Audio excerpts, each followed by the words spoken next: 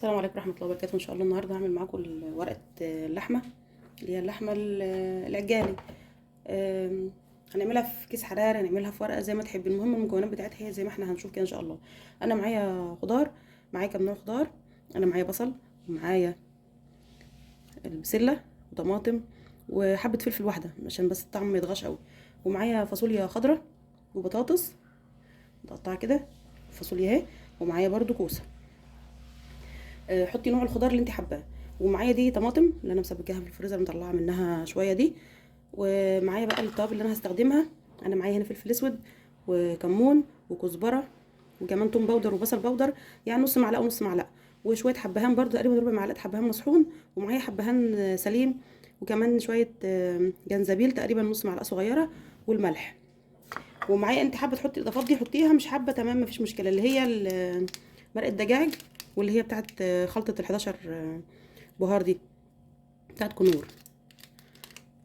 مش متوفر خلاص اللحمه هتغني يعني.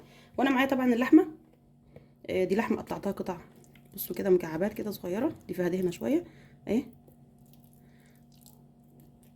يعني هي مكعبات صغيره زي دي كده عشان ما تاخدش معانا سوا ان شاء الله.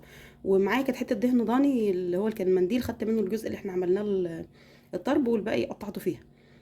تبلتها من بالليل ببصلايه وشويه فلفل اسود، وكمان عليهم شويه برضو من الحبهان المصحون وشويه قرفه صغيرين، وتبلتهم مع بعض كويس وسبتهم في التلاجة. قلت عشان اللحمه برضو ما تاخدش معانا سوا وتاخد طعم حلو. هنخلط المكونات دي كلها مع بعضها، نجيب بقى اي حاجه وسخ نشتغل فيها. حطيت هنا، نبدا نضيف الخضار مع بعض.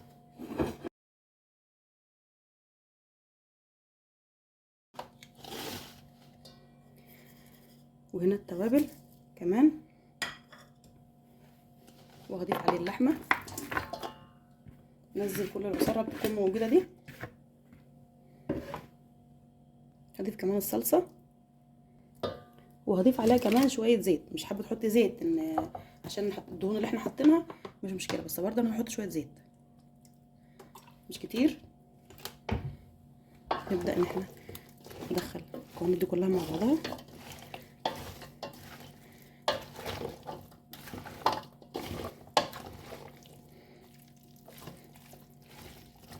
يعني معايا هنا نص كوسه، نص اللي هي الفاصوليا خضراء، وبطاطستين، وتقريبا 4 حبات طماطم، وبرده 4 بصلات اللي هم الوسط، مش يعني مش كبار، و... والبسله برضو شويه كده من الكيس انا حاطاها في الفريزر. نوع الخضار اللي انت بتحبيه حطيه عادي، فلفلايه واحده بس.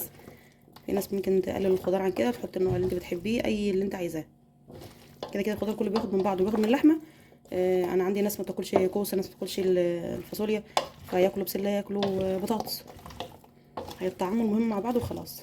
عايز حاجه ينقيها وياكلها. تمام. انا هحط الحاجات دي في كيس حراري، مش هحطها في يعني في صينيه ولا كده. هحطها في كيس حراري وبعدين احطها في الصينيه. كيس الحراري اللي عندي صغير، يعني ايه الموجود عندي زي كده، فانا هحط في كيسين.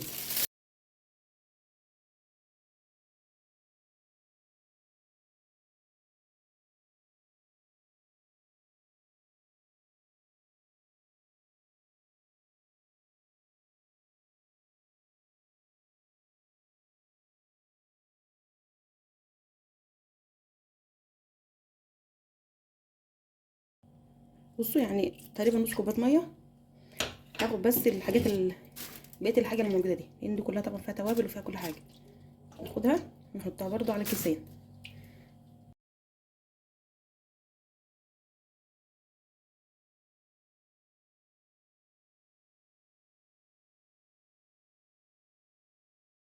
ده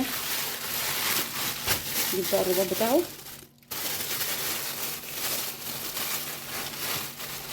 اللي على الهوا.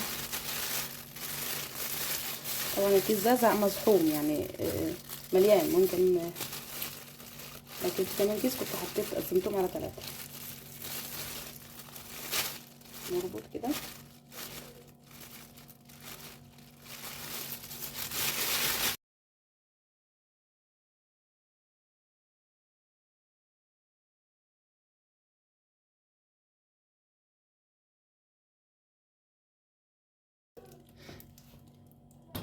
نجيب صينيه نحط فيهم الكيس بتاعتنا كده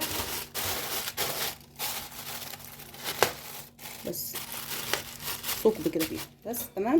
برضه نطلع الهواء وهي اي حاجه كده، ندخل الفرن على درجه نار شديده عادي بتاعه الفرن.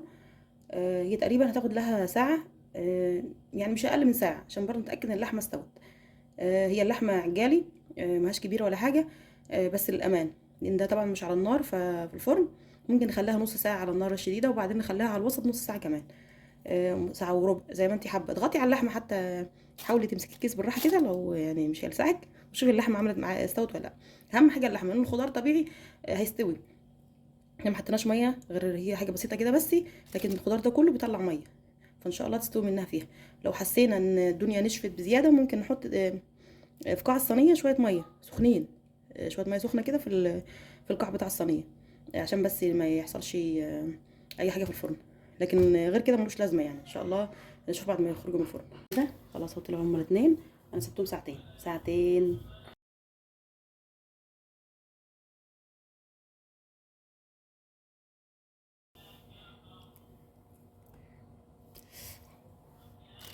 ريحه حلوه جدا، فضيها.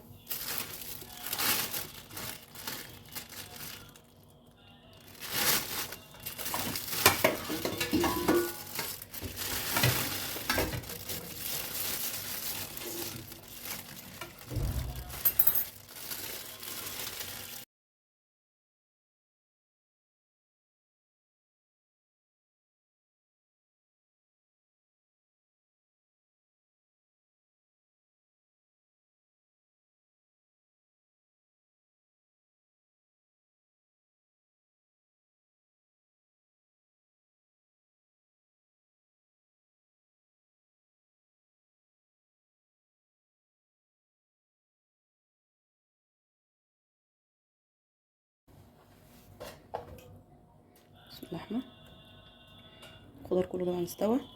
ساعتين طبعا الناس تقول كتير، بس انا قلت برضه عشان ايه، اتاكد ان اللحمه دايبه، واللحمه مش دايبه يعني هتدوب وهتنزل العصاره بتاعتها كلها في الخضار. الخضار كمان حلو ومستوي.